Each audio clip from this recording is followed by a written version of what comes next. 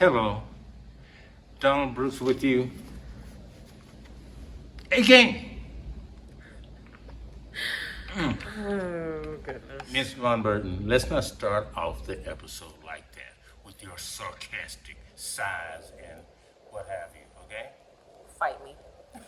What did you say? Fight me.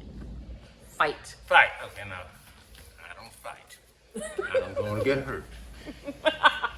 We have an exciting show, but first, this is our last episode in the merry month of July. That's the merry month of May. What is July? I don't know. Anyway, this is the month of July, and we have quite a few birthdays, more than any other month. And happy birthday to you all, as Miss Von Burton calls out the names. So, we have Kay. Kay is my dear sister. Happy birthday, Kay. She lives in Maryland. We have Charlesetta. Charlesetta, my dear cousin. She lives in Killeen. Happy birthday, Charlesetta. Jonathan. Jonathan. Now, this is a special one because as we do this episode, today is his actual birthday. Happy birthday, grandson. Lewis. Lewis, this is strange. His birthday was yesterday, so my oldest grandson's birthday was yesterday, and my youngest is today, Jonathan and Lewis. Happy birthday, Lewis. Carrie. Carrie. She's a member of, I worked with her years and years ago, and she's a member of my church. Happy birthday, Carrie. Sandra, a very dear friend.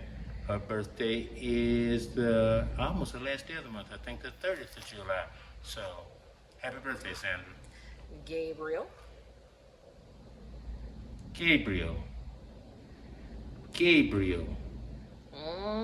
Who is Gabriel?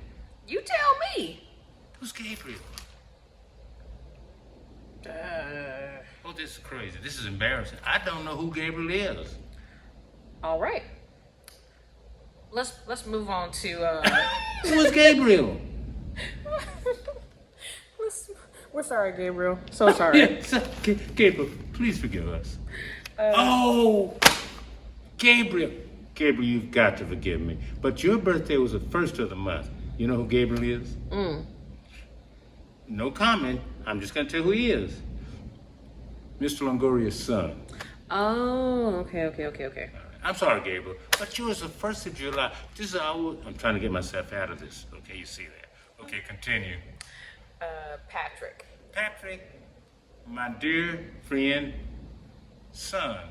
Zambuda is my dear friend, and that's his son, Patrick. He's a good guy, too. Jasmine. And Jasmine is Patrick's daughter. Happy birthday, Jasmine. Mary Ann. That's a neighbor of mine who I've just become acquainted with. Happy birthday, Mary Ann. Eba's mother.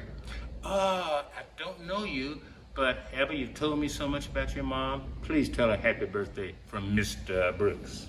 And last but not least, Linda Steele. Linda Steele, another church member, sweet lady. Happy birthday, Linda. Thank you for doing that.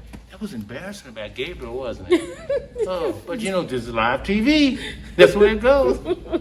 Okay, let's get on with the show because this is a very serious subject. All right. When I tell you the name of it, you'll see how serious it is. It's called A Tale of Two Death Row Inmates. Oh. Tale of Two Death Row Inmates.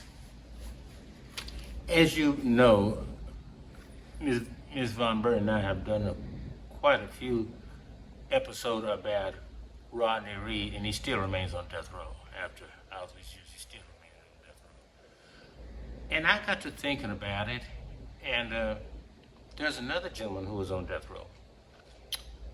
And there's similarities, and there's also differences. I want to talk about the similarities first. First of all, the biggest similarities, they were both black men. His name was Samuel Holmes, and the way I got to know about him, I was just a kid.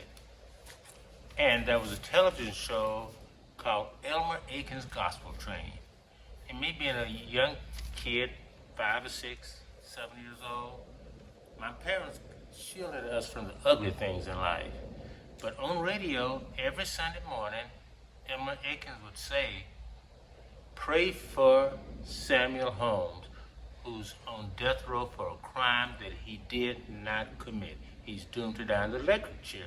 Back in those days, it was an electric chair. I think it's lethal injection now. So I went to my daddy.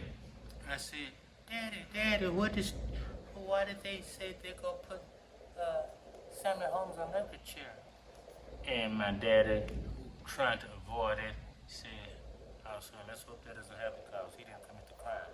So I said, okay, let it go. But it's been with me for years. Outside of his family, I bet I'm one of the few people who thinks about it.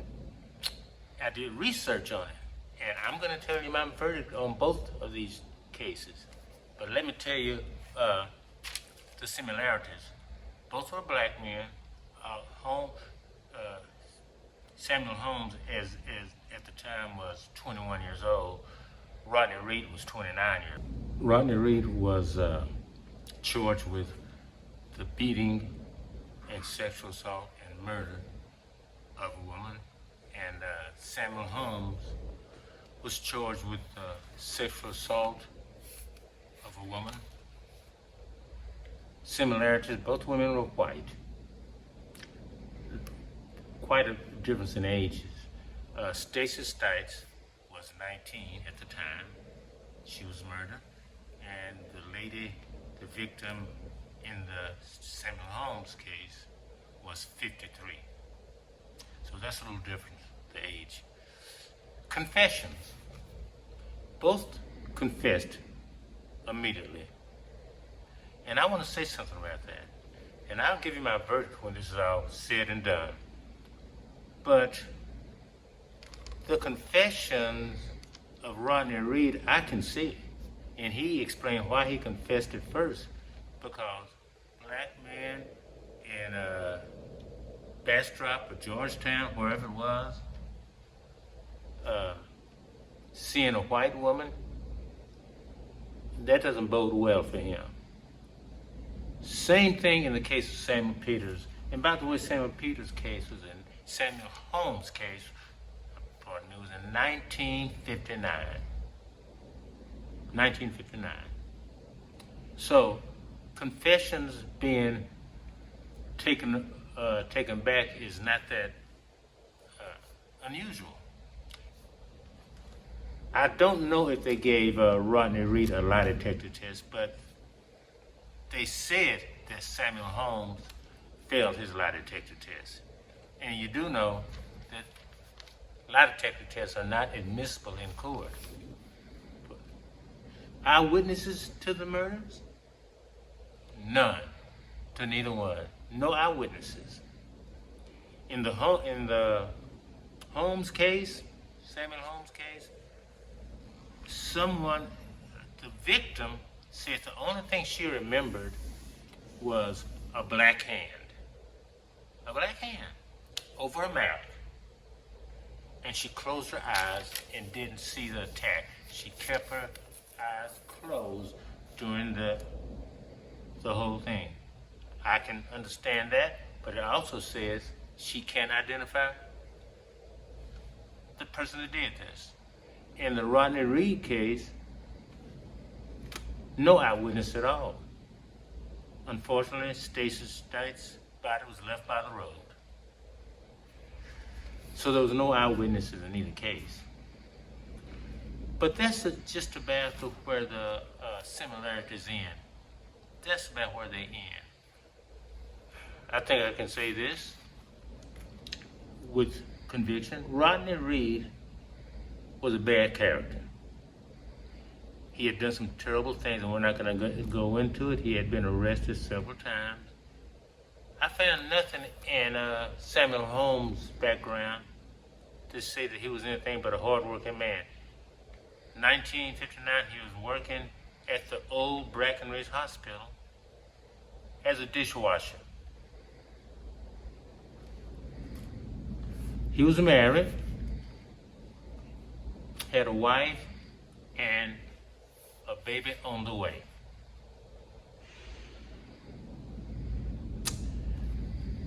So,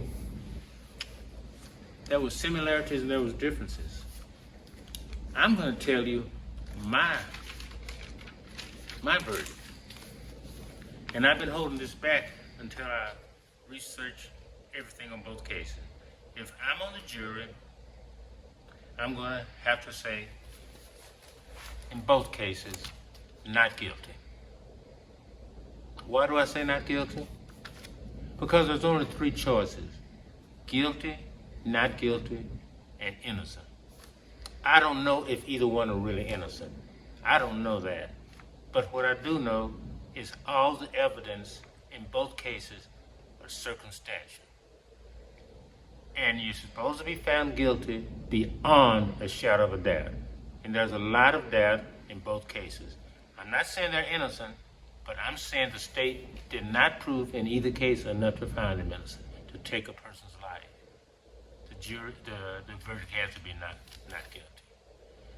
And on a sad note, we don't know what's going to happen to Rodney Reed. Unless there's more evidence brought forth, he should be let go. In the case of Samuel Holmes, unfortunately, he was put to death, leaving a wife and a child that he never got to see. That's where that goes. So, how has times changed since then? We're going to talk about that on another Dawn Brooks show. Until then, see you later.